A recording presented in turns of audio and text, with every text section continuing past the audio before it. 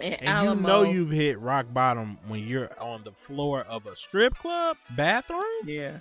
Ugh, Ew. Oh, where that's I on my come from, bird. we say Joe. Everybody call each other Joe. Part No. of a language you must know. What's up, Joe? What? Oh my Are you gosh, making that right. up? Low key describing her in real life, Sydney Sweeney, because girl, what are Okay, you I'm doing? glad I'm not the only one that was thinking that. I'm like, is She's she like, playing herself? yeah, right. Is this play about us? Yeah, that's funny. Right. Yo, this is BZB. Thank you so much for checking out another episode of the No Cap Recap podcast brought to you by the Pod and Color Network. What up, though? Welcome to another episode of the No Cap Recap.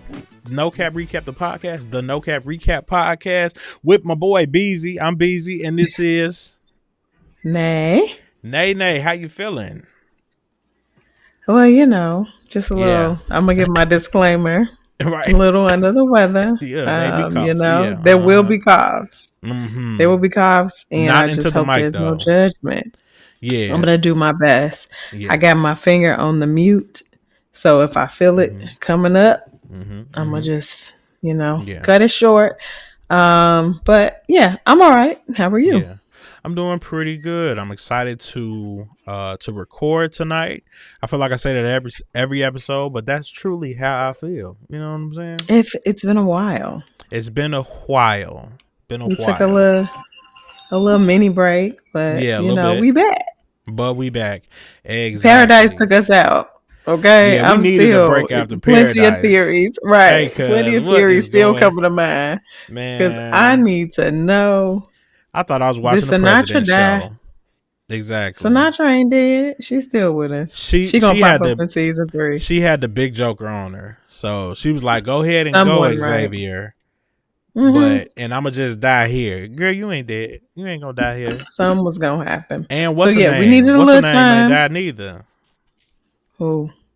Oh, Jane. Yeah, Jane. Right, exactly, Jane. Jane ass ain't dead. But today we're not talking about Paradise because we talked about Paradise already. Right. Today we're talking about something far more sinister. Euphoria. Way worse. Because Wu is stressing me out. I'm struggling with Euphoria because this season feels different. I mean, it's never been light watching. Yeah. But this one I feel like there's something coming that's not going to be good for Rue. But I mean, she is definitely a cat. She could get out the jam from episode 1.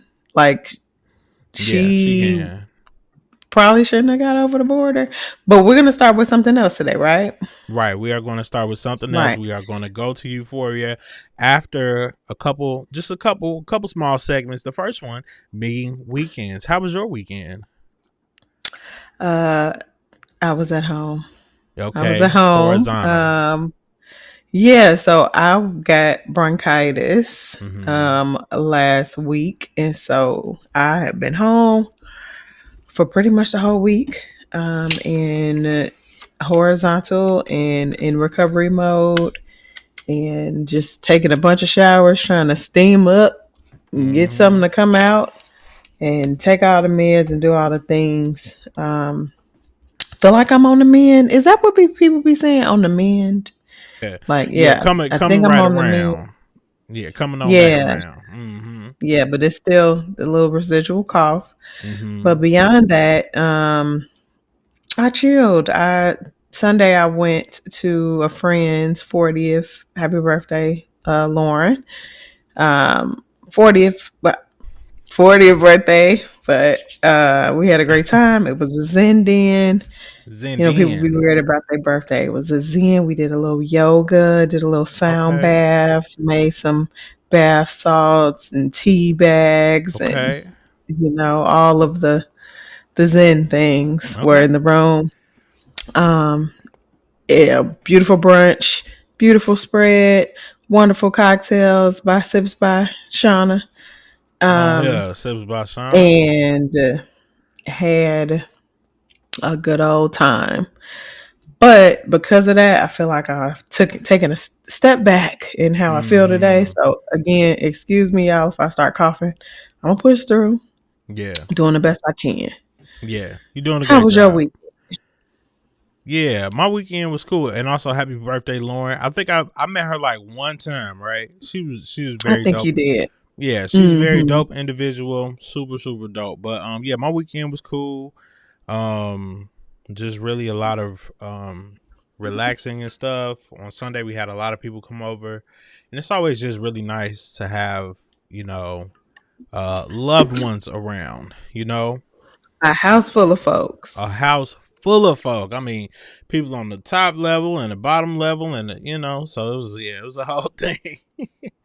And let's not push past the levels because Come on here, there levels. are levels up in the house. Okay, there's levels to this, um, and there's levels up in here. But it's so if you had funny. it your way, you would always have a house full of folks. Oh, absolutely, Yeah, all the time. Yeah, you don't I get love that. drained. No, when they talk about like introverts and extroverts, it's not if you like people or if you don't like people, it's if you get Mm-hmm. recharged by whatever this is, So like some people being in the house absolutely drains them. If they could if they're Mm-hmm. at home by themselves, they're like, I need people to recharge, Good Like people, Ari obviously, Lennox, good energy and I everything need like that. people. You know. Yeah, Ari Lennox said um that. I think my partner is that way, and I'm like, I want to be home, and nobody can actually be here, just me and Dolce. you just But okay, he but you seem needs to like be a out in the streets really? I would have to thought feel the opposite. I recharged. mean, I know how Yeah. much you love to be horizontal. However, I you like people though. I like people. Like, don't Again, get it's me not twisted. I about do liking like people people. or not, right? But if there's too many people, I feel like I have to do too many things. And then Okay, I'm like, okay, but like, y'all don't count. Like, yeah. no, my people Well, don't count. But that's who it's I'm the talking extra about little though. nuggets. I feel like if it's my people, then it's I don't want. It's I don't. easy. Yeah, I don't really want to be around. Like, I don't know. I mean, I don't know. I'm always here for a good time. I really, because my Yeah. thinking is always like, if you miss out on whatever this event is or whatever, not all, you can't make it to every single party, whatever the case, but you just miss out on some people that like could have been friends, in the future. Yeah. It's like, oh, okay. And that, I mean, Like I'm my mama's mixing son. friends. Mixing friends, I did mix friends, and it turned out really, really good. That's a rare situation right there because I'm gonna tell you, I have been a friend that's been tried to be mixed, and Mhm. I've tried to mix, Mhm. and I don't know, maybe it's a woman thing. I don't know, but I feel like we are possessive of our folk, and like we categorize them also. Mhm. And dudes be more like, I mean, he cool, like, it's I don't think there are as I'm not gonna say there are not as high stakes, but it's not I don't guy friendships are just funny to me because y'all just weird. I don't know. All that to be summed up as All y'all are that just to just weird. be weird. That's so Right. funny. But you know what's funny? The last event that I had where I missed a lot of people was my birthday. But I would say, I mean, it was like 4 guys there, including me. So the rest of them Mm-hmm. were women. So it was, I don't know, it was, Yeah. yeah, it just turned out to be real cool. Yeah, you got some quality folks in your life. Including you, girl. Yeah. Check. All right. So yeah, weekends was cool. Let's talk about current events. I got 2 specifically that are on my mind. I would love to hear what yours are. Number What's on 1, my bird? what's on You your want to hear bird? what's on First my of all, people, please put it in the chat, in the comments. Did y'all I used to say that? know. What's on your bird is kind of crazy. People literally used to say what's on your bird. Might have been a And I T-Bird's can't thing. wait. It's not. It was not. It was not. What's on your bird? It's like what's on like it's almost like you tweaking. Like what's on this bird? What's It on was a your thing. bird? Trust Wow. me. Get in the comments and let us See, know if you heard See, what's on your bird. that's like me. I miss when people say Charlie. I never really got in on that. I felt like that was kind Okay. of. Did you But you used would to say joke. that? Charlie was a little bit before me. Okay. I've been in Charlie spaces. I think that's an Out Okay. West thing too. Okay. Okay. But I'm This familiar with conversation is Charlie. so Definitely more Chicago. of This is Joe. hilarious. Yeah, for Definitely sure, more Joe. Joe. What down, Joe? Absolutely. Yeah, for sure. Yeah, Yeah. that's hilarious. Okay, my first current event. Do you remember the song "Where That's I on my Come From"? bird. We say Joe. Everybody call each other Joe. No, Part of a language you must know. What's up, Joe? What? Oh my gosh! Are you making that Ryan. up? It's a lot of stuff that No, you making it's up right a now. I'm a song. little It was like concerned. a Chicago song. You know how they used to do little parody songs on the radio? Maybe that's where it came from. But it was where I come from. Is that we like the say K Joe. Swiss song that actually killed K Swiss sales in the Midwest? Now that one I'm not familiar with. You're But not I familiar with that one? I used to stay with a fresh pair of classics. Yeah. Okay, never black though. I never got the black K-Swiss. Black K-Swiss walked so black Air Force Ones could run. Yeah, I never got them. But they had them at Shoe Carnival. Quick and easy. Quick and easy. And Yeah. Reebok classics. And the Fila is 2 for $89. I don't know if that was at Shoe Carnival. It was definitely at Foot Locker though. Okay, anyway, current events, because this ain't nothing current that we talking about. Right. None of it. Very old. Shout out to my cousin, Scott Evans. He's not really my cousin, but we got the same last name. But shout out to my cousin because he interviewed Mary J. Blige and he asked the number one question. He was like, did you enjoy, like, do you have like a little kiki about the Burger King situation? And you could just tell that he wanted to laugh so bad, but she was like, I don't find nothing funny about it. He was like, really? I'm interested to see why don't you? Nothing. What did she say? She didn't say nothing. I ain't find shit funny. I was like, Mary, it was so weird. I did not expect that response from her. No, but he's a true journalism like professional because he flipped that thing, and he was right there, very very in the box, but still. I know, because he's silly. I love his interviews. Yeah, he's great. Super silly. So I know, like, if she would have gave that kind of energy, he would have went there. But she shut it down. She shut it down. Okay, can you refresh my memory? Like, obviously, I remember the commercial. What was the controversy? Just that she was like singing about chicken. I think that. Because I started watching a TikTok, I didn't finish it, but basically the lady was just saying that this was for her My Life like album part 2. So this was very sentimental to her this time, you know, because it was however many years later and stuff, and she just wanted to be taken seriously. But then this whole singing about chicken lettuce wraps and stuff kind of threw a monkey wrench in it, and I think she felt blindsided. She felt like not taken care of as far as her management and everything like that, and so I think that's where a lot of that hurt comes from, because it was supposed to be a very like sentimental moment for My Life, you know. That's like having like what's the 411 part 2, but then you do like a Chuck E. Cheese commercial or something like that and it takes off. I don't know. She's serious. I don't know if you ever seen Power Book 2. She plays Monet. That was Monet right there. Like they would Monet be like, listen, Ma, you want some breakfast? Do it look like I eat breakfast? Get out in the street, actually. What are you talking about? Go make some money. Go make some money. What's wrong with you? Yeah. You ain't never did nothing. No, she, okay. What did you expect out of a Burger King commercial, girl? What you thought you was going to be singing ballads? Or like, I mean, as an artist, I feel like when you are attaching yourself to like a fast food brand, there's not much seriousness kind of come out of it. It's not a lot of depth there. Yeah. And I you know, I love me some Mary, so I'm not going to go too far. Because nobody better not say nothing about Mary. But it felt a little displaced.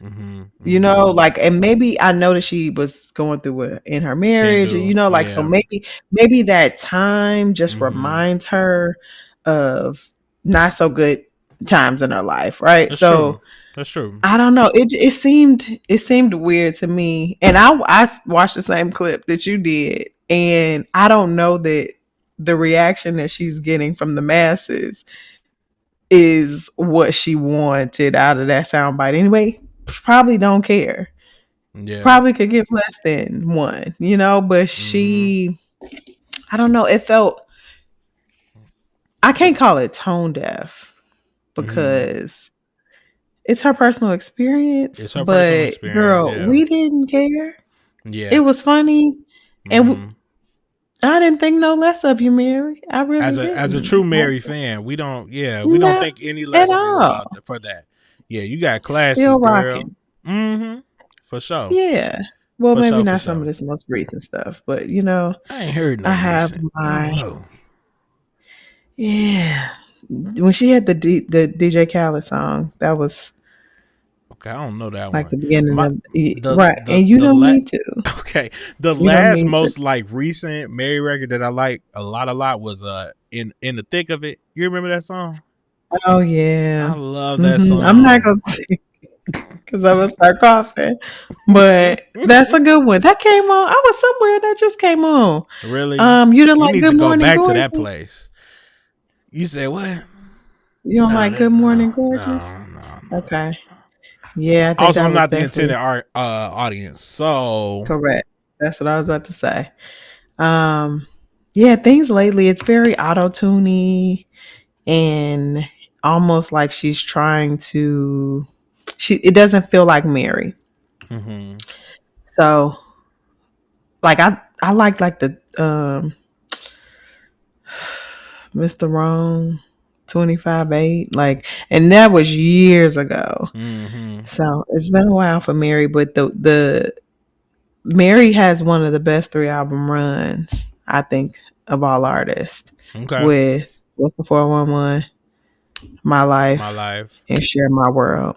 Ooh, that's fire. Yeah, those three together. I think those were. That's where the majority of her wins within her catalog came from. To come out the gate like that is crazy. So also, we love Mary over here, but Burger King. For sure. We love Mary. She was moving them chicken wrap sales and album sales at the same time.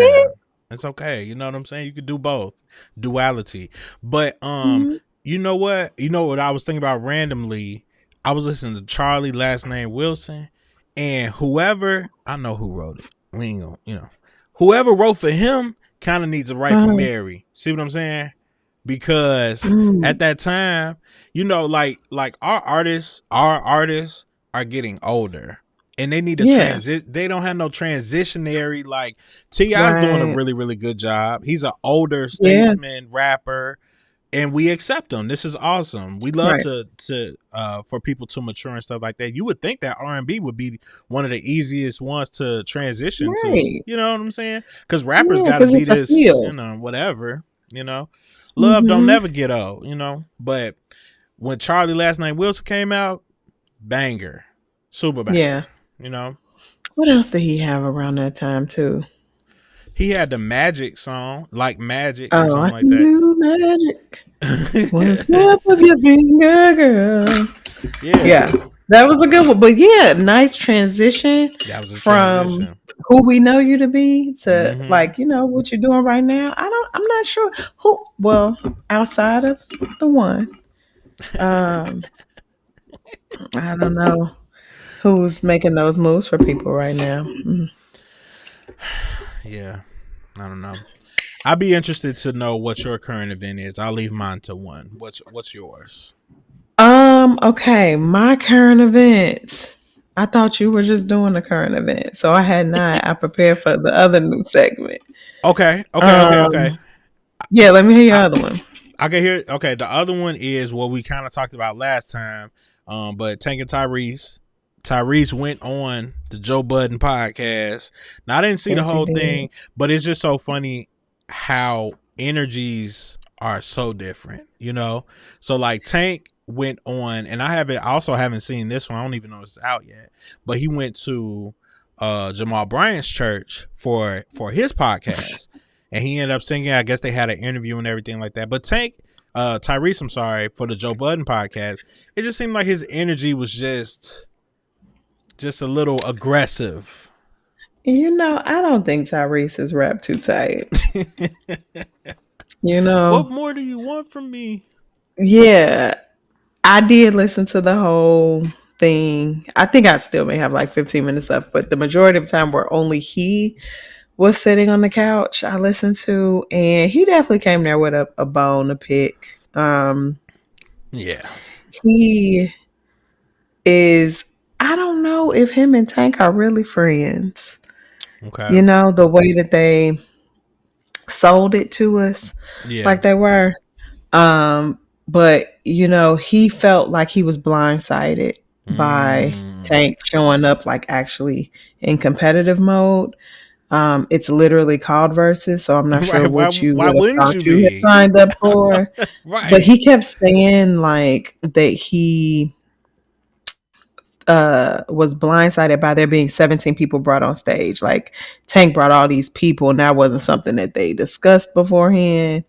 And he just was under the impression that how they say it's going to be a celebration. Right. But some artists say that they open up with that, like this is not a real competition. Correct. But the more Tyrese talked, the more it was like, no, Tank kind of told you what he was on, right. And you just chose not to believe it. Yeah, you chose to show up and halfway rehearse and like halfway prepare and think that you were just going to stroll right on to the finish line, and it didn't happen that way. But yeah, he's Tyrese is a little special, and so is Joe. So like their banter, I'm just like, wow, it's just a lot of energy in that space. But I feel like he said him and Tank are going on tour, or they had a show coming up together, and I was like, what must that be like? Because maybe he was just performing because he was on the show, and we need to discuss this hot topic. Okay. But he was upset with how the Joe Budden podcast covered the verses, and he pretty much hates anyone who said that he did not win, even though he was not trying to win and didn't care about winning. So he hates them anyway. Yeah. Mm-hmm. Yes. Very strange dude. Yeah. Very strange guy. Apparently he kept promoting his Patreon where he's going to tell the truth about everything that happened with this verses. Oh, okay. Because it needs more than one part. I will not be subscribing. Yeah, I don't think I will be either. Okay. New segment that we have, since we talk about media, film, TV, and music. Also, I feel like we should incorporate more music into our podcast. Then we'll get to. We definitely are music people. We are definitely. You more than me. Yeah, definitely music people. For sure. What is your song of the week? Does not have to be new. Does not have to, can be old, but just one is like you've been really feeling this week. Just so you know, my song will rarely be new. Okay. So that's one thing you ain't got to worry about. This just happened to come up on my Apple Music today when I was on my way to work. Very random. Tyra B, Still in Love. Do you know it? Okay, I don't know that one, sister. I don't know that one. It is a deep cut.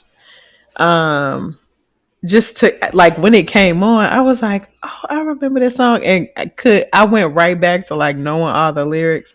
It's a nice smooth R&B tune, the girls of the early 2000s, right? Being locked up in your room, thinking, thinking you in love. 2006, that's when I graduated. So I think it's just a little monumental time for me. And it was a good one. I don't think she had any other songs. Okay. Beyond that. Okay. But it's smooth. Turn it on when you have a chance. Okay. That's cool. A little Tyra deep cut. B. Tyra B. Yeah. Okay. Oh, she did have that Country Boy song too. I think I remember that one. I think I do remember that one. Oh, she had a little couple, because Giving Me a Rush. I remember that one. I don't remember that one. Still in Love and Country Boy, but that's probably it. Okay. All right. Well, my song of the week is by an artist, one of our In It cousins, Tiana Major 9 from across the pond. It's called Have Your Way. I love this song so much. I listened to it probably about a month and a half ago. You ever listen to Tiana Major 9? Um, I'm Okay. looking her up. I've seen this before. Okay. I've seen this. This is a new album that she Oh, has she's out. cute. Hey, Yeah, Tiana. she this is a new album that she has out. But this is one of the songs on there. I actually prefer Spotify for new music because it plays some stuff that I actually would listen to, I feel like. And this one came up and I said, wow, it just feels like a really big record. It's a ballad, but it's not like your typical ballad. So yeah, when you have a chance, definitely check that out. She's a very I dope surely artist. will. Yeah, for sure. For sure, for Love sure. that. Starting with 2 black women Yeah, right out the yeah. gate. Yeah, right out the gate. There you go. Okay, Mm-hmm. now Rue is stressing all of us out. Let's talk about Euphoria. Lord. Okay. So Euphoria is back with season 3 after 7 years, a 7-year hiatus. Oh, 7 years And in real life. Exactly. Okay, right, right, in right, real life. Yes. right. And we'll do like a quick episode 1. Okay. We'll do episode 1 and 2 kind of together. I have notes for everything, but Okay. as you know, we left off. Obviously, Euphoria is the show. It's hard to believe that they are high schoolers. In season 3, they are no longer high schoolers, Thank but God. man, do they live lives, right? They are. Rue, played by Zendaya, is the main character. She is a drug addict Mm-hmm. who is finding her way and putting us through a lot of stress in the meantime, Mm-hmm. trying to figure out what she's gonna do. I think we were saying this earlier, like she has 9 lives. Like she is, her mama don't even fool with her no more Oh, because and she it's really just, black in a real and way. she, no, for real, like her She a mama real black is like, mama. I'm not even picking up this phone anymore because No. you're not about to ruin my other child. Mm-hmm. Um, and there was some I don't need to do a recap of season 1 and 2, but season 3 starts out with an episode called Underlay. And we are checking in with Rue to see what has happened since the last time we seen her. So last time we did see her, she was in rehab. She's kind of always been in rehab, but never really been clean.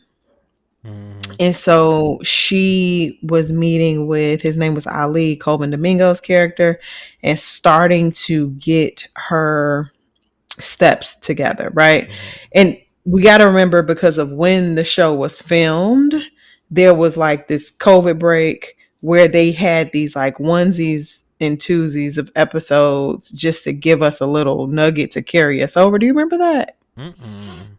Yeah, they had a season 1, I think a season 2, and then they did like a special. So it was like just a 1 episode. I think they may have done Mm. 2 or 3 of those.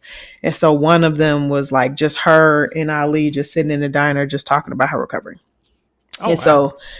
so and go back and see if you can, people did not like those, but I think again because of where the world was, it was just like we were just grasping for something at the time. Yeah, for sure.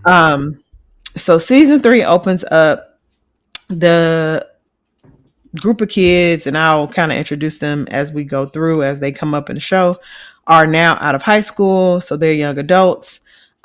Rue, who in season 2 got into a serious debt with a drug dealer lady named Lori, who Jesus. you would never think is A as drug kingpin? powerful Right, a drug exactly. kingpin in the way that she is. Queen pin. Um, Rue's mother and Jules. Jules was Rue's friend who eventually became more than a friend. Mm-hmm. Um, they got access to Rue's drugs and disposed of them. They thought that they were drugs that she was just using, she was distributing, and because they did that, Rue found herself in a lot of debt. Mm-hmm. So in season 3, Rue is now in Mexico smuggling drugs over the border back to Lori and her team of folks, because she has to work off her debt. Absolutely. And can I just want to add something real quick. Please. I haven't seen nothing about a drug mule since the early 2000s, since 2005. Okay, because what's the difference in a mule and a smuggler? Well, a mule, I feel like a mule almost always uses their body to get drugs across the border. A smuggler may like put, stuff in their cars or whatever the case. Bag, but a mule, yeah. No, a mule is going to swallow those drugs. She definitely a mule, and that was one of the most disgusting scenes of episode 1. I ain't seen that since Killer Season. Yeah, so they are wrapping the drugs up in some condoms or some balls or whatever, and straight up swallowing them. And they explain that if one of those bags busts, you could immediately die. Yeah, and so it's Rue and Faye. If you watch season 1 and 2, Faye is the girlfriend of, I forget his name, but he's the one who caused the shooting that got Fez put in jail. You remember this? And then the what was the little guy who got shot? The little brother. The little brother, yeah, he got shot and killed in that scene where the police came in looking for the drugs. But we find out, I think that was in episode 2, that Fez, as a result of that, is now in jail for 30 years. And we know in real life, Angus Cloud actually did pass away. And so I saw an interview earlier where they were talking to the writer or the producer, and he was saying that he wanted to keep Fez as much a part of the legacy of the show by still including his character as if he was still alive. He didn't want to write him out of the story yet.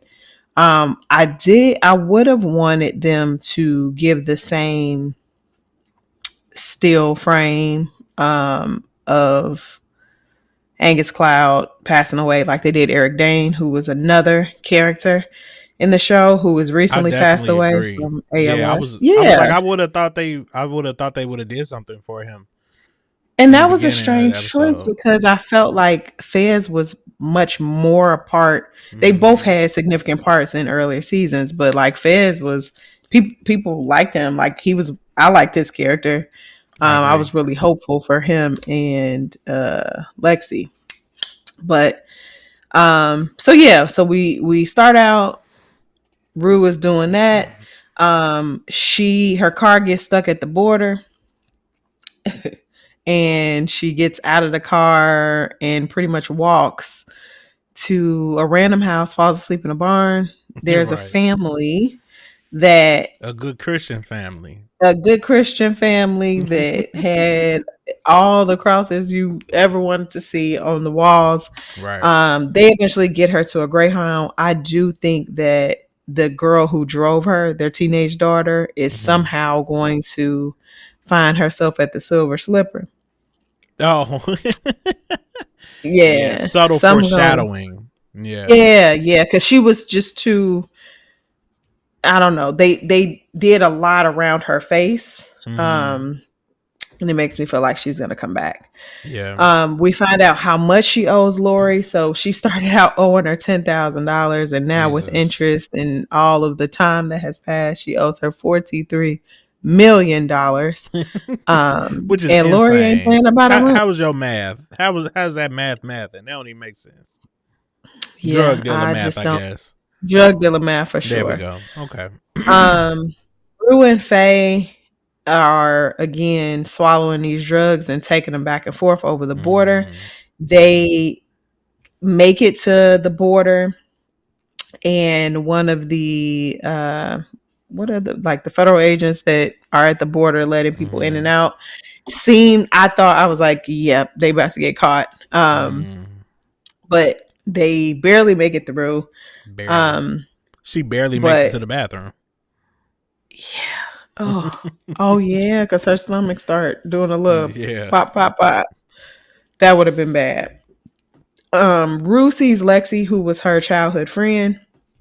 And that's when they mentioned that Fez is in prison. We find out that Lexi has been working on movie sets and working with who I later found out was Sharon Stone. Oh. Yeah, that's Sharon Stone. And she is doing well. And Lexi was always going to do well because she really didn't get too wrapped up in Rue shenanigans outside of like giving her a little pee every now and again. We see that Cassie and Nate are getting married. And Cassie is beginning a career as an OnlyFans girl, dressing up like a dog. Now, how did that make you feel? Yeah, I'm like, yeah, very interesting. For $50,000 worth of flowers. Right. Flowers at that. I'm just like, girl, you really, but in episode 2, Maddie describes it well. Like, Cassie is one of those girls that will do anything to just be popular or to have it all, right? Yeah. So yeah, I'm not shocked. Go ahead. I was just gonna say 2 things. I feel like she was low-key describing her in real life, Sydney Sweeney, because okay, what are you doing? I'm glad I'm not the only one that was thinking that. I'm like, is she playing herself? Right. Is this play about us? Yeah, that's funny. Right. Yeah, because when she was talking about the whole like the gene things and all of that, all of the controversy that she was in previously. It's like, if I'm not a racist, then I'll say I'm not a racist. Girl, what type of words are those to even say? I'm paraphrasing, but the second thing is, I feel like in the show, Cassie felt like if she got Nate, she would be Maddie. But she found out Maddie is Maddie because she's Maddie, not because she had right. Nate. Yeah, she's just one of them ones. That's it, you know. And now you can't even get the flowers you want, girl. Look at you. Look at you, girl. Yeah, and Nate had his own particular set of problems, and yeah, he was like the cool jock, but like, did you really win a prize with him? Yeah, right. And exactly. Later, we'll see. Maybe not. Maddie's been doing well. She is working as like a manager of a movie star. His name is Dylan something. But she is definitely on the scene of a lot of movies, and there seems to be some overlap with her and Lexi. Because the Sharon Stone character seems to be over the management of this movie star Dylan. Rue goes to see Ali, and they speak about religion, which seems to kind of be central in this season, like as a central theme, because again, as Rue is working through her sober steps, I think step 3 is where you're supposed to attach to something greater than you. And in this interaction with Ali, she mentions the family that she met on the border, like the California-Mexico border, and how they were the most happy people that she had ever met. And, you know, I remember when she was speaking with the teenage daughter of theirs, and the daughter was saying that she had never experienced internet. And it seems like Rue is kind of like almost jealous of that. Like Rue was ruined, no pun intended, for a long time ago. Right. And so seeing someone maybe around her age, and I'm saying teenage like they're still teenage, but young adult girl, imagine being a young adult and not having internet, and like how innocent and like the way that you process the world. Right. Yeah. And so Rue, who has processed so much and been through so much, even just like the Too death of her much. father and all that um, opened up. I watched the first episode of season 1 just so I can like familiarize myself with it before it came back. And there was a scene where she talked about like as Gen, what are they, Zers? Like all of the things that have happened just in their lifetime, like just them being born to 9/11, you know, and all of just the hot mess that has come behind that. And so Rue, you know, she just never really stood a chance when she got her hands on them drugs. Yeah. And so one of the central things is that Rue is now distributing drugs for Lori, and she goes on a drop, and it is to a strip club owner named Alamo. And when she meets him, she quickly can tell what field he's in based on like the women that are at his house and how grand the house is. And she's like, this is her dream job. And you know, one thing about Rue, she is going, she's not bashful. She's not shy at all. So she got in the room and she did what needed to be done in order to like find herself in good graces with Alamo. While there, one of the young ladies took some drugs that came from Lori and happens to overdose. Which was really sad and abrupt. I was like, oh man, I forgot like people actually do die on this show. And that's it wasn't a character that we knew, but I do think that is going to be part of the main conflict of this season, because Rue is now working with Alamo in a lot of different capacities. Because the drugs that Rue brought in were contaminated enough to kill someone, Alamo asked her, you know, you said you believe in God. Let's see just how much he believed in you. Right. He said, come on, Marshawn Lynch, let's go outside. Right. I was like, look at Marshawn. And is Zendaya's from Oakland? She is. Yeah, so there's that real connection Oakland that they have. Yeah. I thought that was cool. But they go outside and Alamo puts an apple. Yeah. On top. And apples, he's always eating apples. Have you noticed that? What is that about? Oh no, it's a lot of symbolism. But he put an apple on top of her head and told her to stand there, and he was going to see how lucky she was. And lucky enough, the Lord was on her side that day. And you know, they say he take care of babies and fools. And she is a foolish baby. A damn fool. But she obviously survives, and that is kind of where episode 1 ended. So after episode 1, how were you feeling? Stressed. Were you excited for more? Were you I feel just like kind of weirded out? All of the above. Because I feel like that's what Euphoria leaves me with. It's like, man, it's almost like watching like an accident. You can't really look away, you know? Yeah. Yes. Yeah. And after watching episode 2, I'm just like, I'm invested because I've watched the other seasons. You got to see it through now.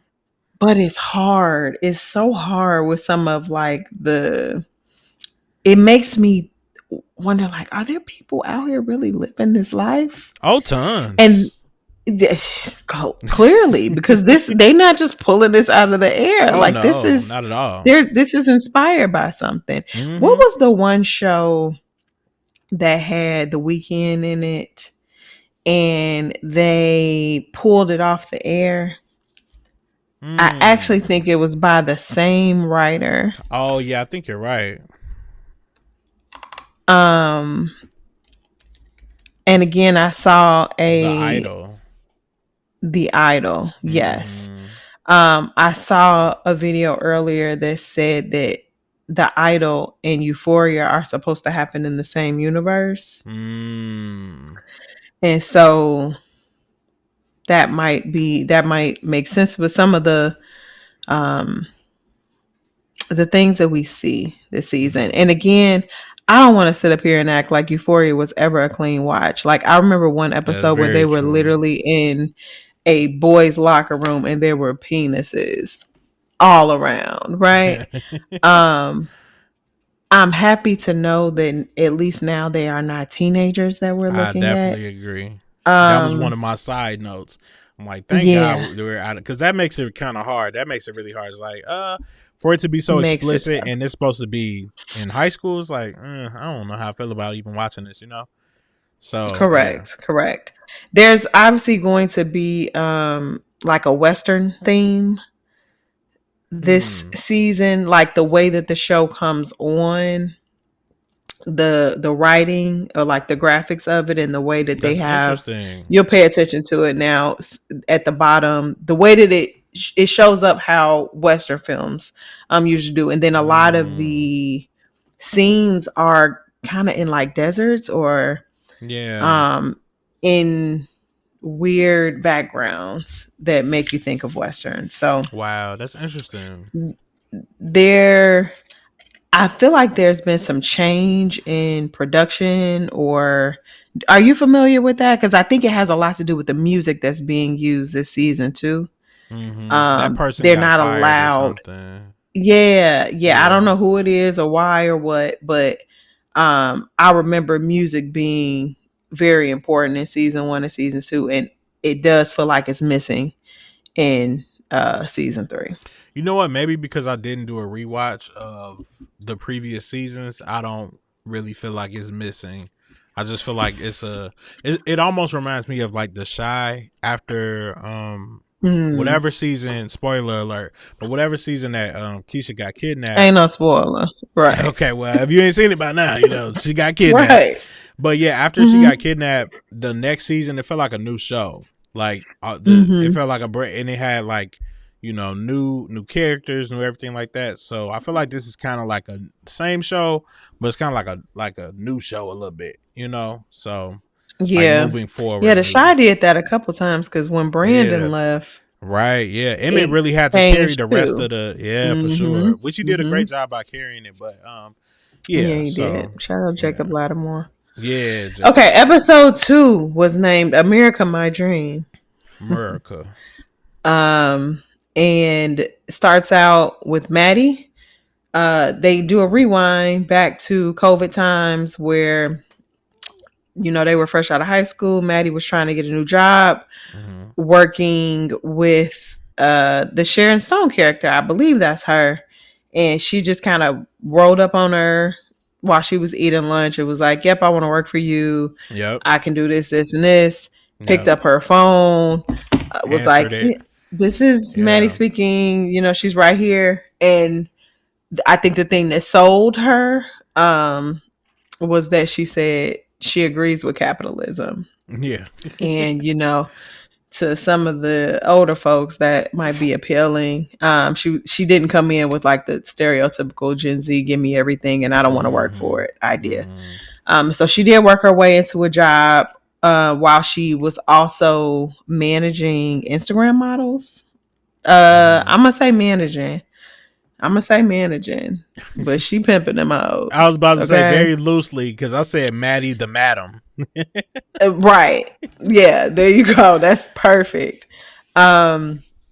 She just kind of identified this girl and put her on the map, you know, sexualized her up, gave her the blueprint to eventually meet up with Dylan, the movie star.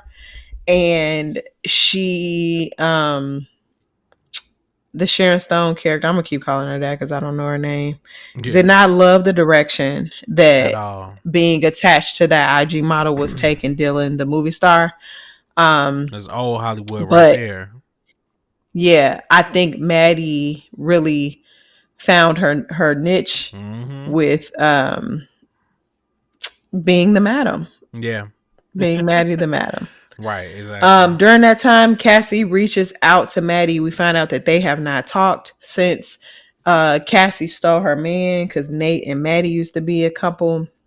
And if you remember the big scene, I think that was in season 2, where Rue spilled the beans and said, "Hey, Cassie, when you gonna tell Maddie you've been, Woo. And then all left. of that with Nate?" And then left. Yeah, but she was in a fit of rage because some drugs got thrown away. But Cassie reaches out and wants to go to lunch. Yeah.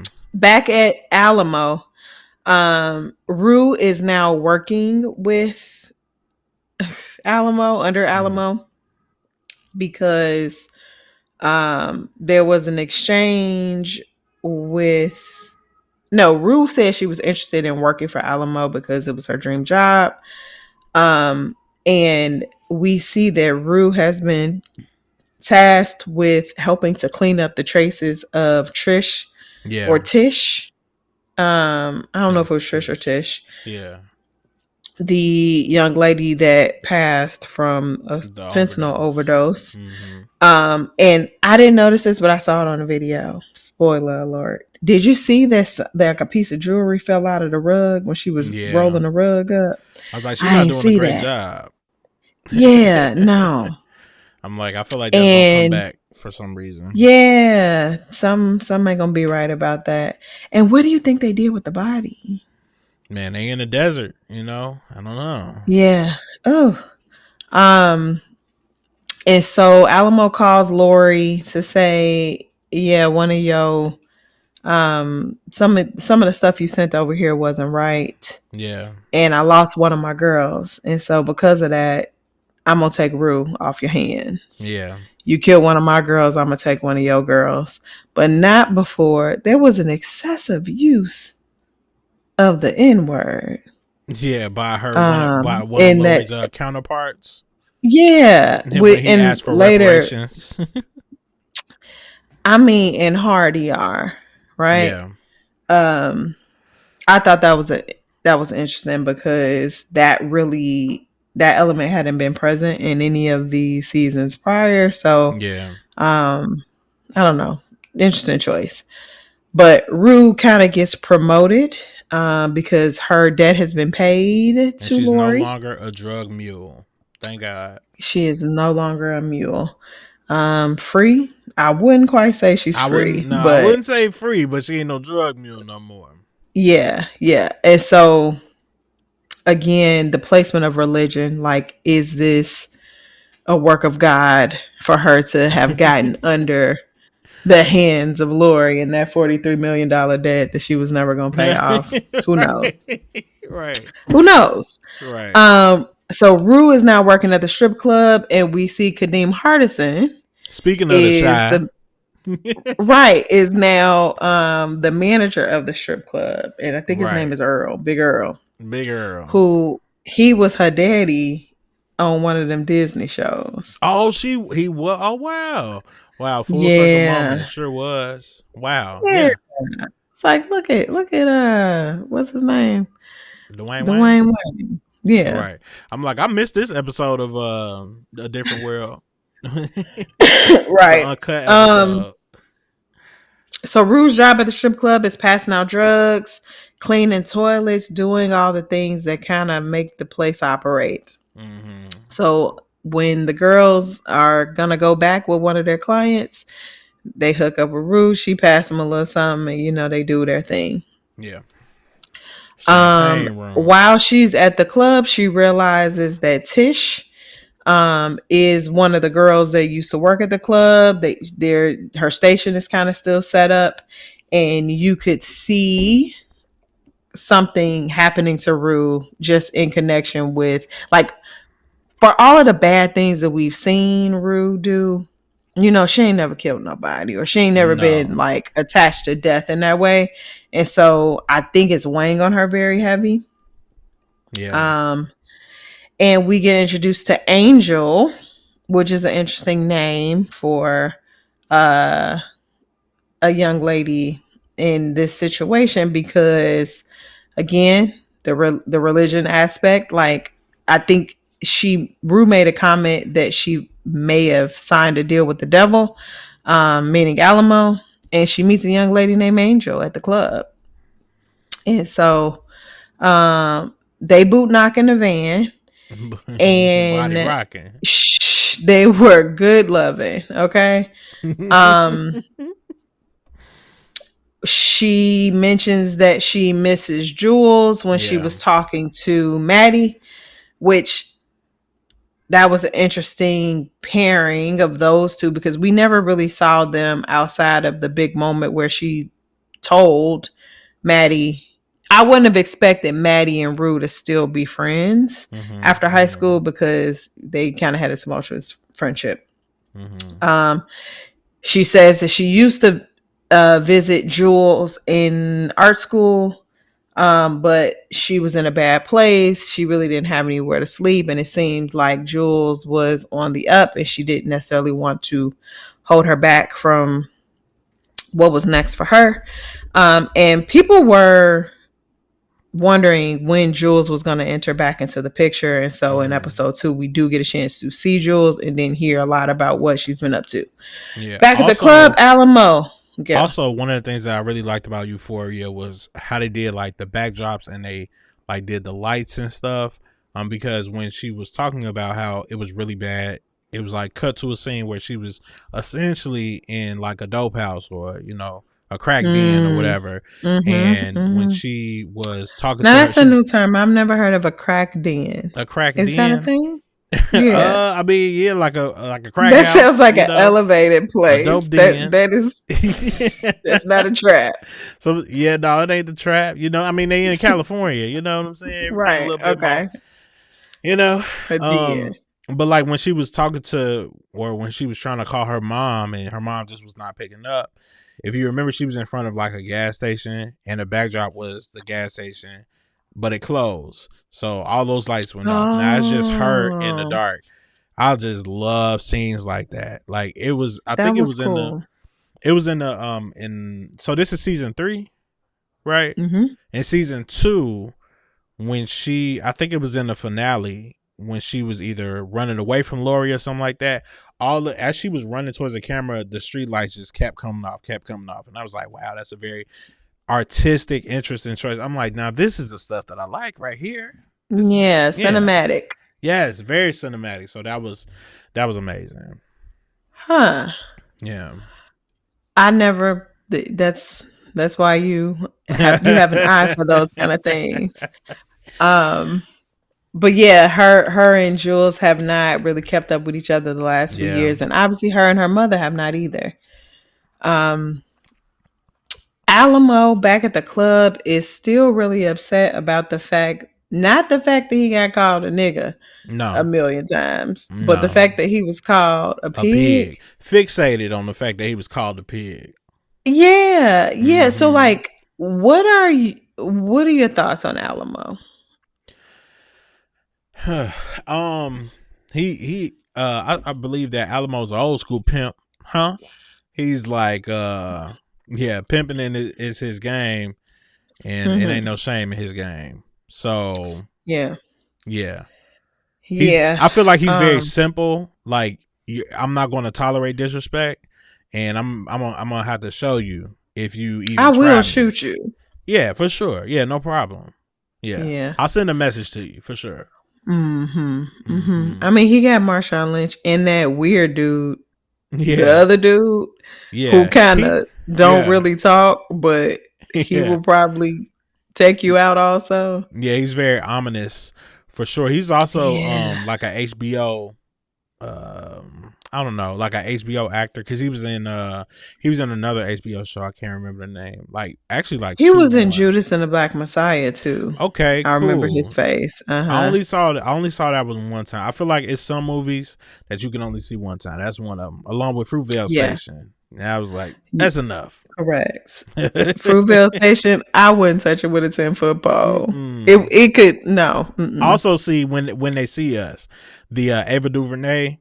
One time, one and done. Yeah, that's enough for me. I don't need to put myself through that trauma no more.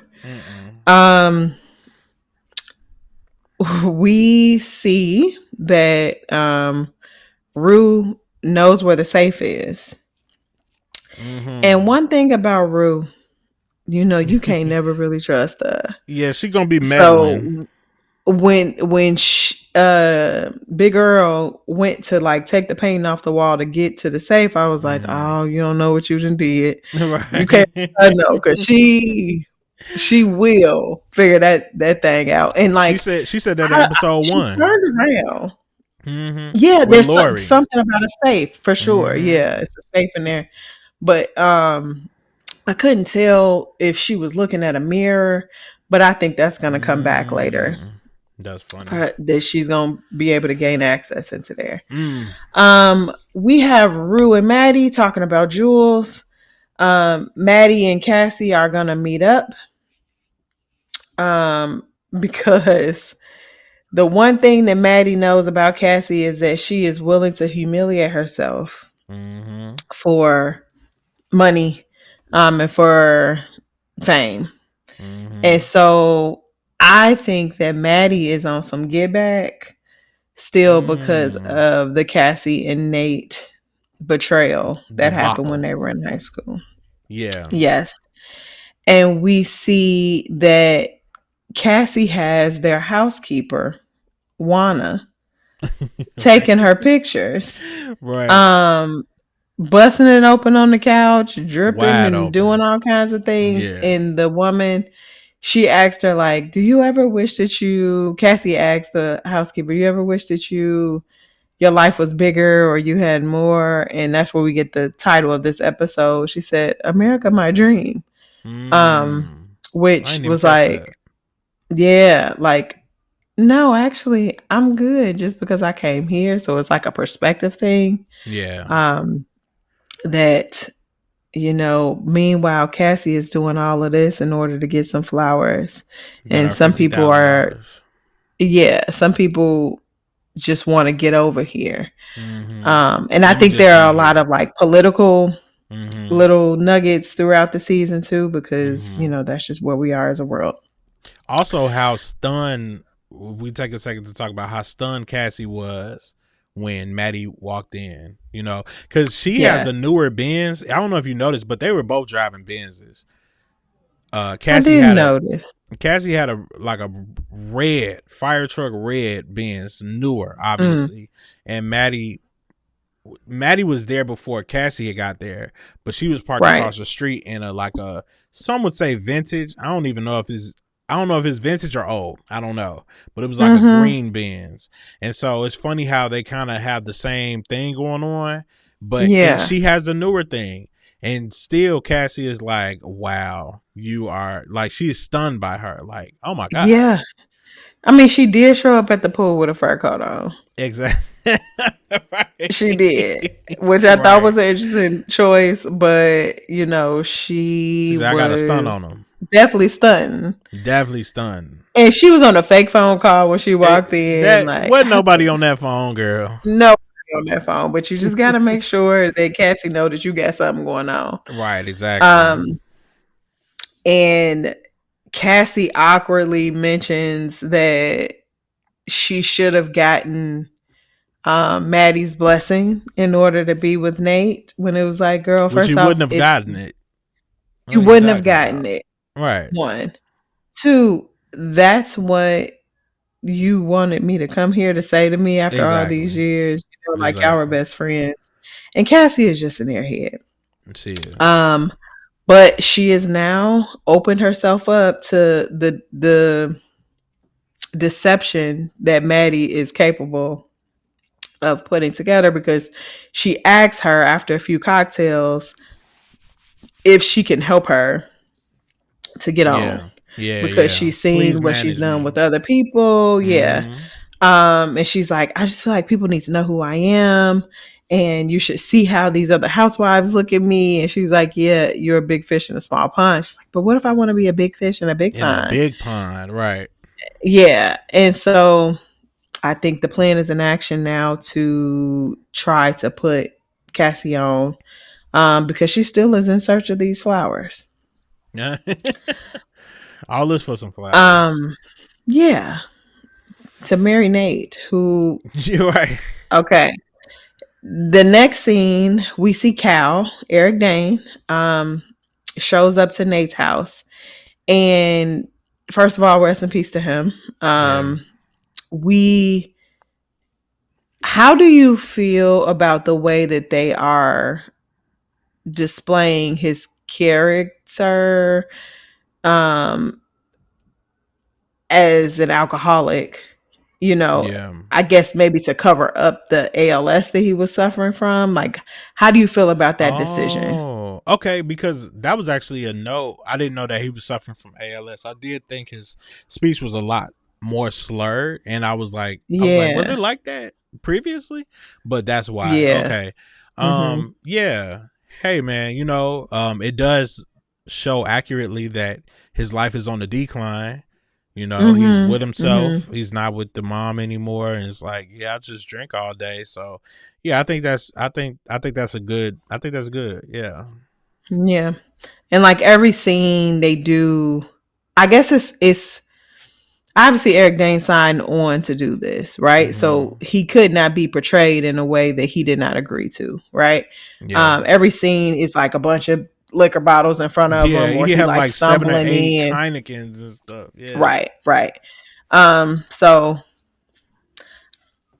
I just think this show just really teeters the line of a lot of things where I'm like, is that? But again, Eric Zane obviously knew what was coming for him, and so maybe he just signed on to do that. We find out that he has been in SLA, which stands for Sex and Love Anonymous, which is ultimately a freaky toad. He was a freaky frog. Right. Freaky frog, freaky toad. And got the nerve to try to tell Nate something about what Cassie is doing. One line, he's heard that Cassie is selling pictures of herself or whatever, and tells him that once you give in to your temptation, you can't get out. And we know that Cal had the relationship with Jules, and it was something that was kept on the hush. That was like his main character arc in season 1 and 2, that he was trying to rid himself of the way that the community looked at him. And we see that now he's trying to pass that knowledge on down to his son Nate. Yeah. Back at the Silver Slipper, Angel is crashing out about her friend missing. Tish was her friend. She's been trying to call her, trying to get her on the phone, leaving her voicemails. Yeah. And she has not picked up the phone. We know that she is passed. Rue tells Angel that she OD'd. Also, I thought that this was going to take a lot longer in the season. I did not expect this to happen episode 2. I mean, Rue plays with her life because I was like, girl, why are you telling that? Like, I mean, you here now. Right, you didn't help clean up a scene and everything. Just because this girl is hurt, and not like, that's not my heart. But Rue, listen, you don't have no morals. I would have taken that to the grave because, again, Alamo don't really care about you. Well, that's because Angel dropped that thing on Rue. That's why. Yeah. And do you that thing slip that thing on? Slip that thing.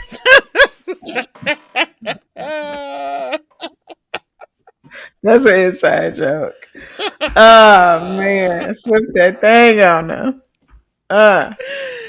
Oh man. That's hilarious. And that should not be a memory that we have from that place, but we have it. After Angel finds out about I thought Alamo would have been a lot more mad. Or maybe he doesn't know.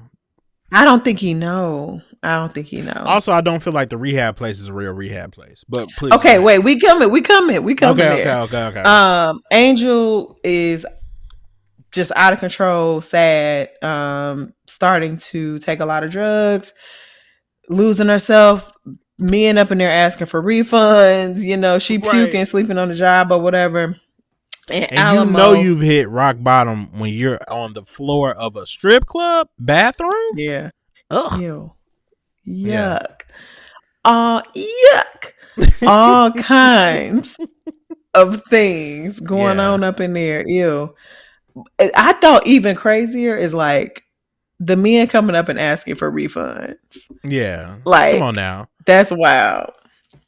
But Rue tells Alamo what's going on with Angel, and he offers to pay for her to go to rehab.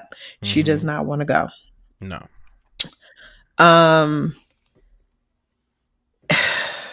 Yeah. So eventually Angel and Rue, after they fought and threw things at each other, eventually head to the rehab. And when she gets there, what was it called? Hope Springs, where it doesn't look hopeful, nor is there any water in sight. No water. That lady at the front desk was sitting there on her phone, never looked up once. Her fingernails was dirty.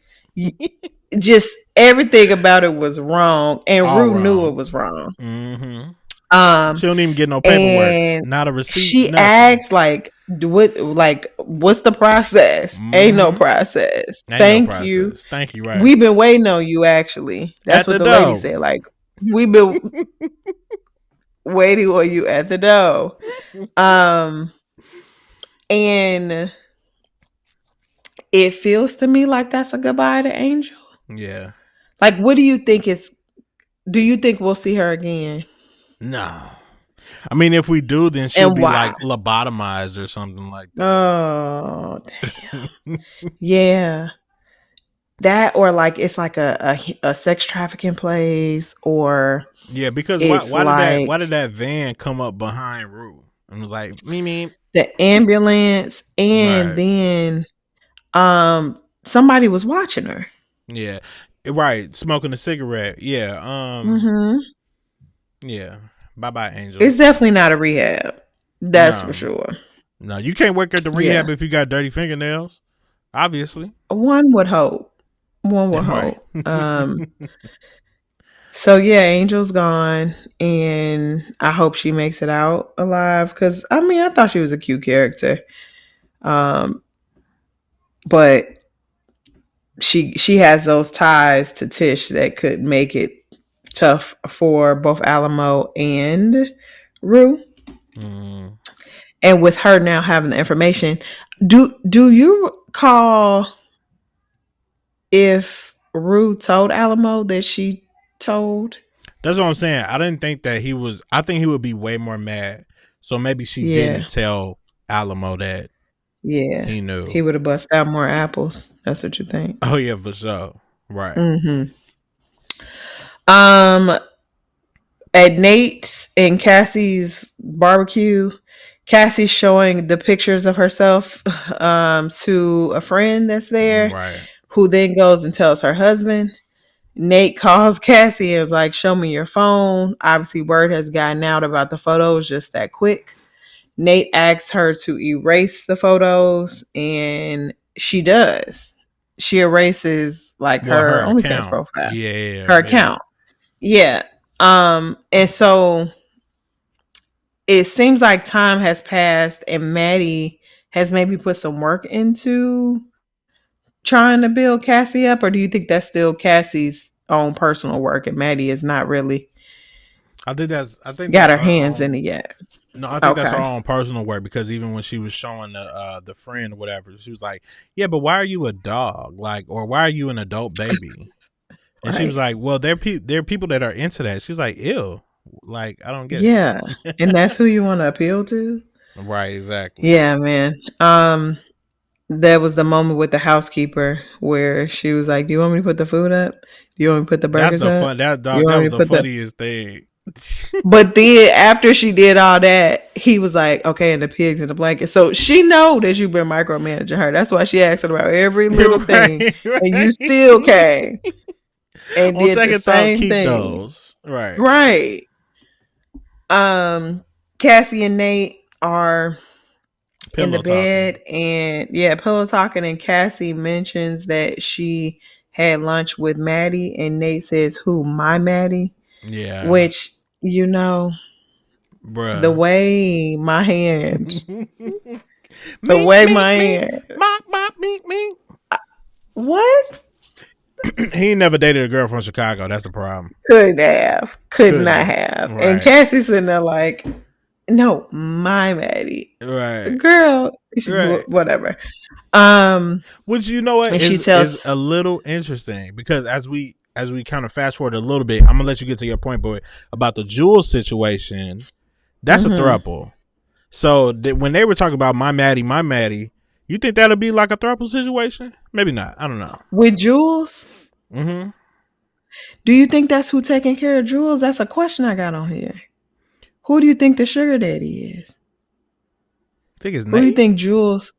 I don't know. I don't It think it's could Nate. be. I don't think You it's think it's Nate. still Cal?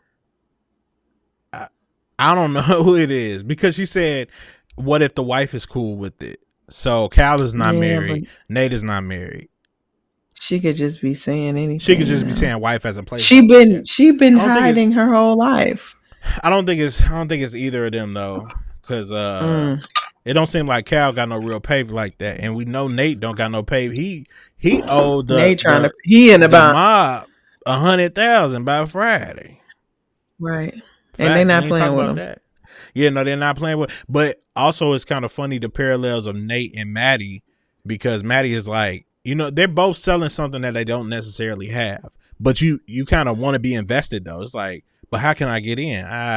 You're not ready. Yeah. It's like, oh, and wait a minute. Yeah. Didn't Nate agree to the $50,000 flowers? Yeah, that's how she got off, account. right? Mm-hmm. But you need to get him 100. Yeah, exactly. So the flowers probably need to wait. You probably need to invest into her OnlyFans career, quite honestly. But nothing's off the table with these people. Right. Alamo delivers a pig to Lori's living room. Exactly. With a sign that says "Remember the Alamo," because that just really, he could not get over that. So very gross. Is that her brother? Are those guys her brothers? I would imagine that they're family of some sort, probably. Yeah. Yeah, they had swastikas. That's tattoos. What I thought. I was like, did I just see? Yeah. Yeah, you did. And then the last scene is Rue meeting up with Jules. Mm-hmm. Jules is living in a bomb penthouse. Cold. I mean, cold. Right. Like floor ceiling windows. Just everything was pristine. Whatever's bigger than that. Yeah. And she asks Rue, like, what's up with you? And she's like, oh, I was staying on Angel's floor and I'm living in my car mostly. So like juxtaposition. Okay. Yeah. She tells Jules that she's Cali sober, which to me, I always thought meant just weed, but she said she will smoke a little weed and have some drinks sometimes. Yeah. And we find out that Jules has a financial agreement with this boyfriend, and we end up with Jules about to take a bath with Rue. So are they back? Is this just a little fling? Who is the sugar daddy? I really hope that Jules don't let Rue up in there, because that's never safe. Like she can't let her live there. Oh no, not live there. No, not live there. No, I hope not. Yeah, a lot of trust between those two have probably been broken, but I think they do have a bond. So that's episode 1 and episode 2 of Euphoria season 3. What are your predictions? Predictions. A hot mess is what it is. Predictions. I don't know if I have any predictions. I don't. What can you predict from this? What can be predicted? Yeah. I don't even know. I think that. Well, we got the earring thing They're gonna find out that Tish was there. Oh, the police at the house. Yeah. Do you think that Rue will end up going to jail? Will this be like a jail thing? I think that would be. I mean, I don't know how you build a story around that, because the whole thing is Rue is just skating through life. Yeah. And never getting caught for all of her wrongs, but she'll get out of it in some way. Mm-hmm. I think that Maddie and Cassie are gonna have some kind of huge conflict about money, like who's owed what, because don't forget that Maddie is still, like, she's not doing well financially either, and so she's gonna be helping to build Cassie, and in the same way that the girl that she first managed, that we met at the beginning of the episode, kind of got away from her. I think Cassie's gonna blow up, and she's always gonna be in the shadows of Cassie, who Cassie don't deserve nothing. And I think it's just because I don't like her in real life, but I don't want her to have a dime. But yeah, this show makes my head hurt. And we can't stop watching it. Can't. So yeah, we'll be back talking about some more episodes soon. Yeah, for sure. Yeah, absolutely. Well, I think you should go ahead and close us out. Okay, so if you say what's on your bird or Charlie, we do recognize that you are our target audience. Okay? Absolutely. And so come on back and watch the rest of Euphoria. Come let us know what current events you want us to talk about. What are your songs that put you in a good place, make you happy, or that just are on your bird right now? What's on your bird? And we will see y'all next week. No Cap Recap. We out. Bye.